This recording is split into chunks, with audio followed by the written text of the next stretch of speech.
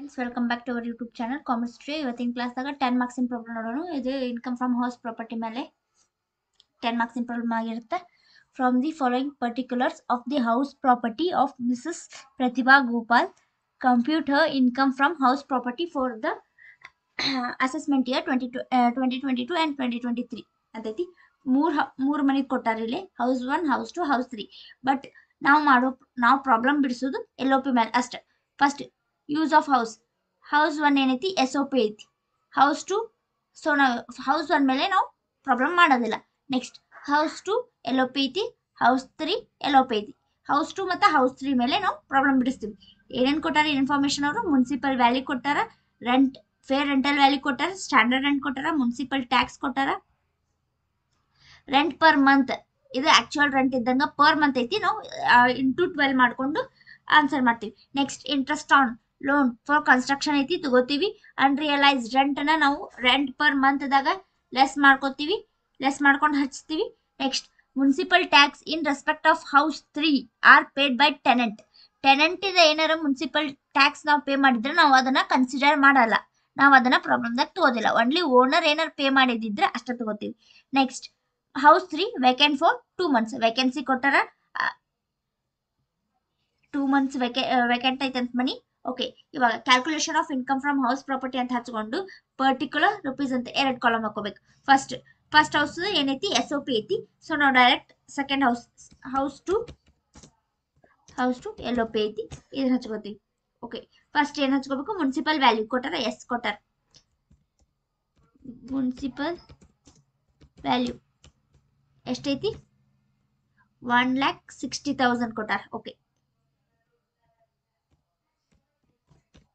1,60,000. Next fair rental value, fair rental ಕ್ವಶನ್ದಾಗ ಕೊಟ್ಟಾರ, check ಮಾಡ್ಕೊರಿ. ಎಸ್, ಫೇರ್ ರೆಂಟಲ್ ವ್ಯಾಲ್ಯೂ ಎಷ್ಟೈತಿ? 1,70,000 ಐತಿ. ಓಕೆ, 5 ಮಾರ್ಕ್ಸ್ ಯಾವ ಥರ ಮಾಡ್ತೀವಿ, 10 ಮಾರ್ಕ್ಸು ಅದೇ ಥರನ. ಸ್ವಲ್ಪ ಜಾಸ್ತಿ 2 ಮನಿಯೂ ಕೊಟ್ಟಿರ್ತಾರ ಮಾಡ್ರಿ ಅಂತ ಅಷ್ಟೇ, 10 ಮಾರ್ಕ್ಸಿಂದ ಏನಿರಲ್ಲ. ನೆಕ್ಸ್ಟ್ ಫೇರ್ ರೆಂಟಲ್ ವ್ಯಾಲ್ಯೂ ಆಯ್ತು. ಇವಾಗ ಇದನ್ನ 2 ಕಂಪೇರ್ ಮಾಡಿ ಯಾವ್ದು ದೊಡ್ಡದೈತಿ ಅದನ್ನ ನಾವು ಕೆಳಗಿಳಿಸ್ಕೋತೀವಿ. 1,60,000 ಮತ್ತು 1,70,000ದಾಗ ನಮಗೆ 1,70,000 ದೊಡ್ಡದೈತಿ. ಸೊ ಅದನ್ನ ಹಚ್ಕೊಂಡು ಏನ್ ಬರ್ಕೋತೀವಿ? ವಿಚ್ ಎವರ್ ಈಸ್ ಹೈಯೆಸ್ಟ್ ಅಂತ ಹಾಕೋತೀವಿ. whichever is highest. Next standard rent ಕೊಟ್ಟಾರ ನೋಡ್ಕೊರಿ. ಸ್ಟ್ಯಾಂಡರ್ಡ್ ರೆಂಟ್ ಕೊಟ್ಟಾರ 1,50,000 ಐತಿ. ಅದನ್ನ ಬಂದು ಅಮೌಂಟ್ ಕಾಲಮ್ದಾಗ ಹಚ್ಕೋತೀವಿ. 1,50,000. ಇವಾಗ ಇವನ್ 1,70,000 ಮತ್ತು 1,50,000 ಎರಡು ಕಂಪೇರ್ ಮಾಡಿ ಯಾವ್ದು ಸಣ್ಣ ಅಮೌಂಟ್ ಐತಿ ಅದನ್ನ ನಾವು ಹೊರಗೆ ಹಚ್ಕೋತೀವಿ. 1,70,000ದಾಗ 1,50,000 ಯಾವ್ದು 1,50,000 ಕಮ್ಮಿ ಐತಿ. ಸೊ ಅದನ್ನ ಕೆಳಗೆ ಹಚ್ಕೊಂಡು which ever is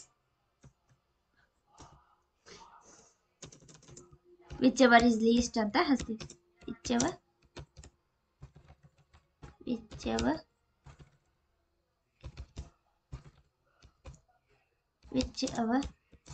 is list ಅಂತ ಹಚ್ಕೊಂಡು ನೆಕ್ಸ್ಟ್ ಆಕ್ಚುಯಲ್ ರೆಂಟ್. ಇಲ್ಲಿ ಸ್ವಲ್ಪ ಕ್ಯಾಲ್ಕುಲೇಷನ್ ಬರುತ್ತೆ.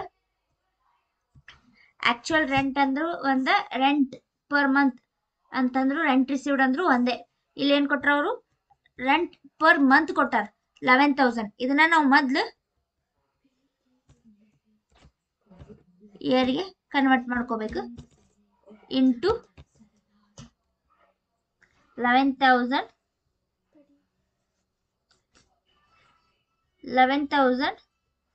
ಇಂಟು 12 ಮಾಡ್ಕೊಂಡ್ರೆ ನಮ್ಗೆ 1,32,000 ಬಂತ ಆನ್ಸರ್. ನೆಕ್ಸ್ಟ್ ಇದಕ್ಕೆ ಲೆಸ್ ಮಾಡ್ಕೋಕ ಅನ್ರಿಯಲೈಸ್ಡ್ ರೆಂಟ್ ಏನಾದ್ರು ಕೊಟ್ಟಾರ ಚೆಕ್ ಮಾಡ್ಕೋಬೇಕು. ಕ್ವಶನ್ದಾಗ ಅನ್ರಿಯಲೈಸ್ಡ್ ರೆಂಟ್ ಐತಿ. ಅನ್ರಿಯಲೈಸ್ಡ್ ರೆಂಟ್ ಹೌಸ್ 2 LOP ಇದು ಕೊಟ್ಟಿಲ್ಲ. ಸೊ ಮೈನಸ್ ಮಾಡ್ಕೋಕ ಅನ್ರಿಯಲೈಸ್ಡ್ ರೆಂಟ್ ಇಲ್ಲ, ಡೈರೆಕ್ಟ್ 1,32,000 ಹೊರಗೆ ಹಚ್ತೀವಿ.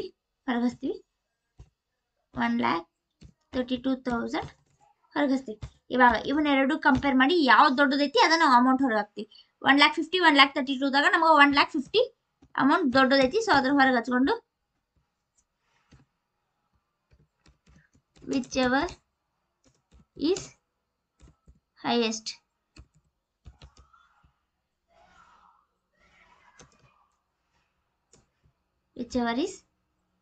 ಅಂತ ಹಚ್ಕೋತೀವಿ. ಇವಾಗ ನೆಕ್ಸ್ಟ್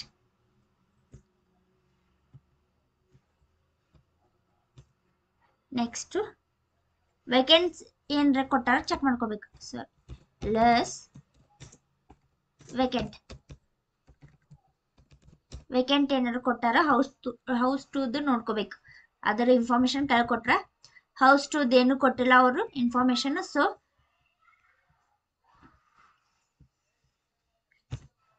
ಏನಿಲ್ಲ ಅಂದ್ರೆ ನಾವು ಡ್ಯಾಶ್ ಇಟ್ಟು 1,50,000ನ ಆಸ್ ಇಟ್ ಈಸ್ ಕೆಳಗೆ ಬರ್ಕೋತೀವಿ. ಬಂದ ಆನ್ಸರ್ ನಮ್ದು ಗ್ರಾಸ್ ಆನ್ಯುವಲ್ ವ್ಯಾಲ್ಯೂ ಆಗುತ್ತೆ.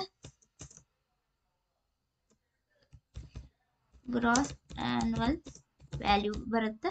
ಓಕೆ, ನೆಕ್ಸ್ಟ್ ಲೆಸ್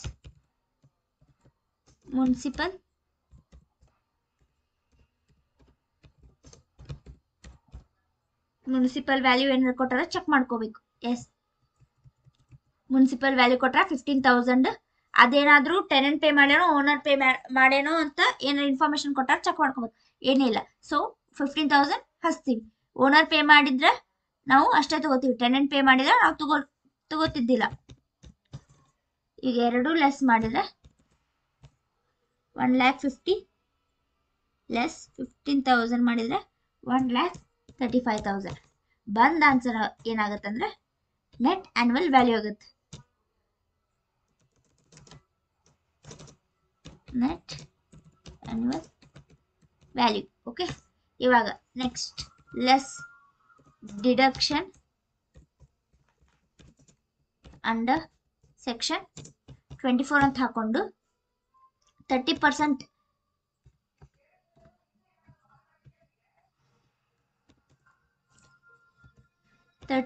ಇಂಟು ಬಂದ ಏನು ನಮ್ಗೆ ನೆಟ್ ಆನ್ಯುವಲ್ ವ್ಯಾಲ್ಯೂ ಬಂದಿರ್ತೈತಲ್ಲ 1,35,000 ಅದ್ರ ಮೇಲೆ ನಾವು 30% ಮಾಡ್ಕೋಬೇಕು. 1,35,000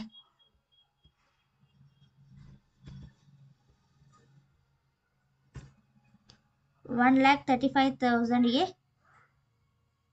30% ಮಾಡ್ಕೊಂಡ್ರೆ ನಮ್ಗೆ 40,500 ಬರುತ್ತೆ.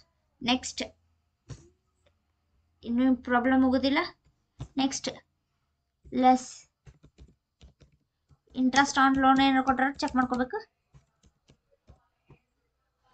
ಎಸ್, ಇಂಟ್ರೆಸ್ಟ್ ಆನ್ ಲೋನ್ ಕೊಟ್ಟಾರ. Interest on loan taken for construction ಎಷ್ಟೈತಿ 35,000 ಐತಿ. ಅದನ್ನ ಹಚ್ಕೋತೀವಿ 35,000. ಇವಾಗ ಅಷ್ಟು ಕೂಡಿ ಲೆಸ್ ಮಾಡ್ಕೋತೀವಿ. ಏನು 1,35,000 ಒಳಗ ಮೈನಸ್ 40,500 ಮೈನಸ್ 35,000 ಮಾಡ್ಕೊಂಡ್ರೆ 59,500. ಇದು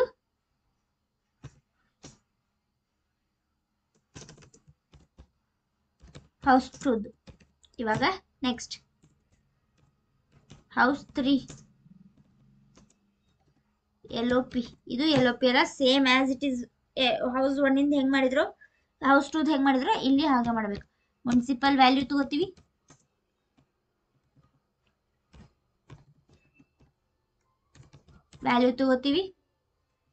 ಮುನ್ಸಿಪಲ್ ವ್ಯಾಲ್ಯೂ ಥರ್ಡ್ ಹೌಸ್ ಇಂದ ಏನೈತಿ 2,30,000 ಐತಿ.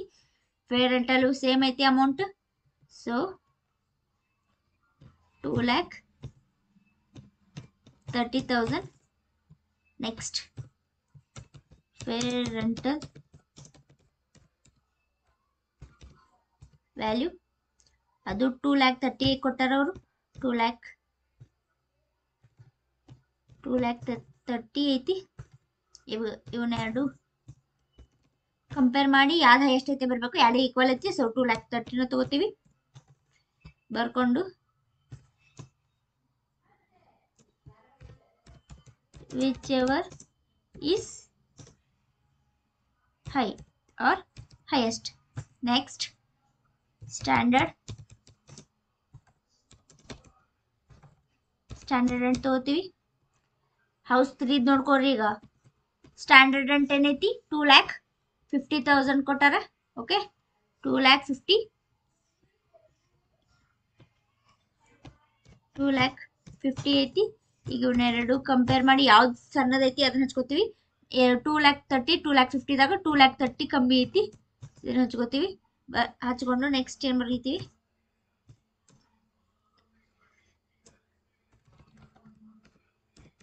whichever is least ಅಂತ ಹಾಕ್ತೀವಿ. Next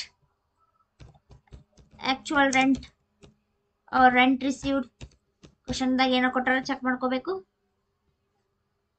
S, rent per month ಐತಿ 18,000. ಓಕೆ, ಇದನ್ನ ನಾವು ಇಂಟು 12 ಪರ್ ಮಂತ್ 18,000 ಆದ್ರೆ ನಮಗೆ ಒಂದು ವರ್ಷಕ್ಕೆ ಎಷ್ಟು ಬೇಕು ಅಂತ ಅಮೌಂಟ್ ಫಸ್ಟ್ ಕಂಡು ಹಿಡ್ಕೊಂಡು ನೆಕ್ಸ್ಟ್ ಇದಕ್ಕೆ ಅನ್ರಿಯಲೈಸ್ಡ್ ರೆಂಟ್ ಏನಾದ್ರು ಕೊಟ್ಟಾರೋ ಚೆಕ್ ಮಾಡ್ಕೋಬೇಕು. ಎಸ್, ಅನ್ರಿಯಲೈಸ್ಡ್ ರೆಂಟ್ ಎಷ್ಟೈತಿ 20,000 ಕೊಟ್ಟಾರ. ಸೊ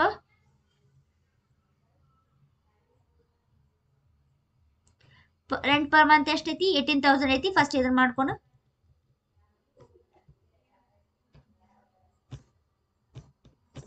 $18,000 ಇಂಟು 12 ಮಾಡ್ಕೊಂಡ್ರೆ 18,000 ಇಂಟು 12 ಮಾಡ್ಕೊಂಡ್ರೆ 2,16,000. ನೆಕ್ಸ್ಟ್ ಏನಾದ್ರೂ ಅನ್ರಿಯಲೈಸ್ಡ್ ರೆಂಟ್ ಕೊಟ್ಟಾರ ಅದನ್ನ ಲೆಸ್ ಮಾಡ್ಕೋಬೇಕು. ಎಸ್, ಅನ್ರಿಯಲೈಸ್ಡ್ ರೆಂಟ್ ಕೊಟ್ಟಾರ ಹೌಸ್ 3ಗೆ 20,000, ಅದನ್ನ ಲೆಸ್ ಮಾಡ್ಕೊಂಡು ಉಳಿದಿದ್ದ ಅಮೌಂಟ್ ಹೊರಗಿಸ್ತೀವಿ. 2,16,000 20,000 ಏನಾದ್ರು ಲೆಸ್ ಮಾಡಿದ್ರೆ ನಮ್ಗೆ ಮಾಡಿದ್ರೆ 1,96,000 ಬರುತ್ತೆ. ಇವಾಗ ಇವನ್ನೆರಡು ಕಂಪೇರ್ ಮಾಡಿ ಯಾವ್ದು ಹೈಯೆಸ್ಟ್ ಐತಿ ಅದನ್ನ ಹಚ್ಕೋತೀವಿ. 230 196ದಾಗ 2,30,000 ಅಮೌಂಟ್ ದೊಡ್ಡದೈತಿ.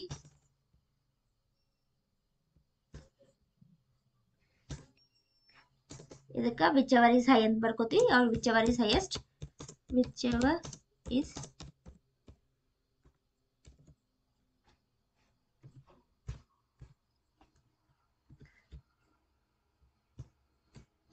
ನೆಕ್ಸ್ಟ್ ಇಲ್ಲಿ ತನಕ ಆತ. ನೆಕ್ಸ್ಟ್ ಲೆಸ್ ವೇಕೆಂಟ್ ಏನಾದ್ರೂ ಐತಿ ಥರ್ಡ್ ಹೌಸ್ ಚೆಕ್ ಮಾಡ್ಕೋಬೇಕು. ಎಸ್, ಕೆಳಗಿಂದ ಸೆಂಟೆನ್ಸ್ ದಾಗ ಕೊಟ್ರ ಹೌಸ್ 3 ವೇಕೆಂಟ್ ಫಾರ್ 2 months ಅಂತ ಐತಿ. 2 months ನ ಎದ್ರ ಮೇಲ್ಕೊಂಡು ಹಿಡ್ಕೋಬೇಕಂದ್ರೆ ರೆಂಟ್ ಪರ್ ಮಂತ್ ಐತಲ್ಲ 18,000 ಇದನ್ನ ಇಂಟು 2 ಮಾಡ್ಕೋಬೇಕು. ರೆಂಟ್ ಕೊಟ್ಟಿದ್ದನ್ನ ಇಂಟು ಎಷ್ಟು ತಿಂಗಳ ಖಾಲಿ ಐತಿ ಮನಿ ಅಂತ ತಿಂಗಳ ಕೊಟ್ಟಿರ್ತಾರಲ್ಲ ಅದಕ್ಕೆ ಇಂಟು ಮಾಡ್ಕೋದು. ಇವಾಗ vacant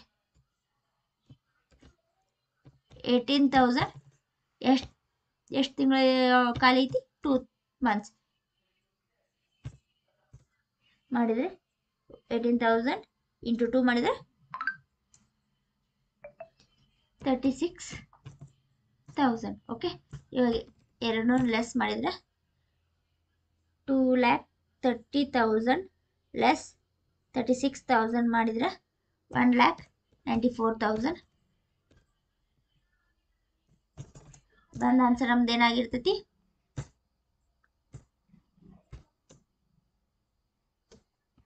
gross annual value. Okay, next less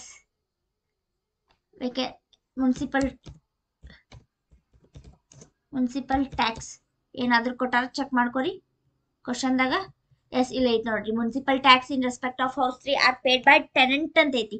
so tenant ಇದ್ರೆ ನಾವು ಆ ಅಮೌಂಟ್ ನ ತಗೋಬಾರ್ದು, ಏನಾದ್ರೂ ಓನರ್ ಅಂತಿದ್ರೆ ಅಷ್ಟ ತಗೋಬೇಕು. ಓಕೆ, ಹೌಸ್ 3 ಏನೈತಿ ಮನೆ ಬಾಡಿಗೆ ಇದ್ದವ ತುಂಬಿದಾನ. ಸೊ ಅದನ್ನ ನಾವು ತಗೋಲ್ಲ.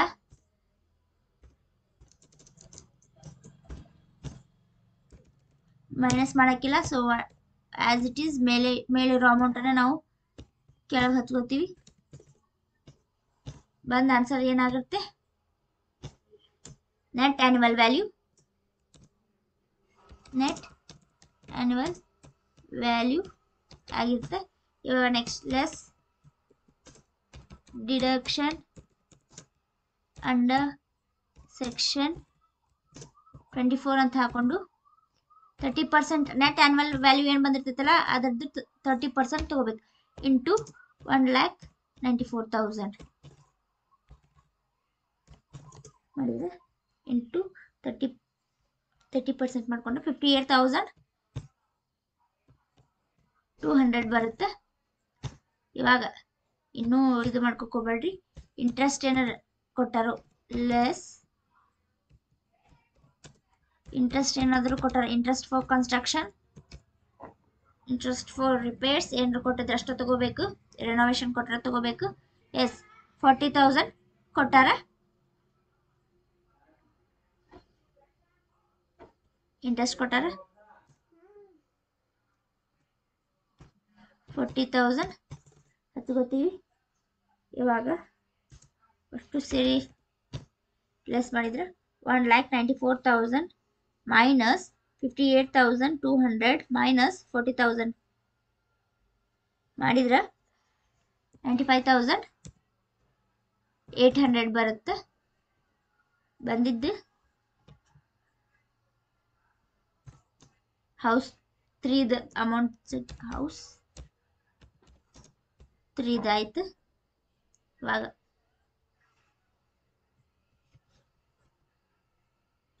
ಹೌಸ್ ಒಣದ ಎಷ್ಟೈತಿ 59.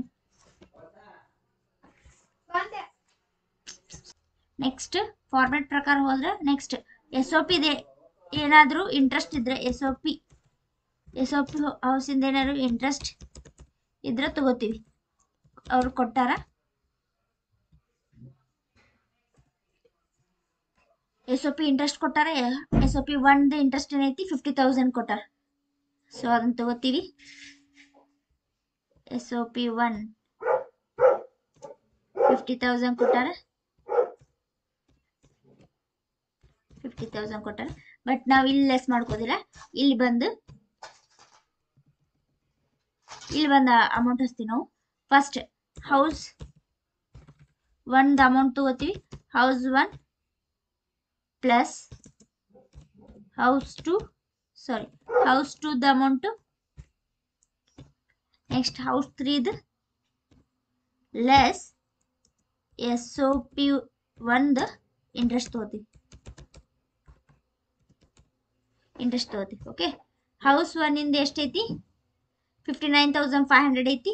House 2 59,200 plus house 3 95,800 less interest ಎಷ್ಟೈತಿ 50,000 ಐತಿ.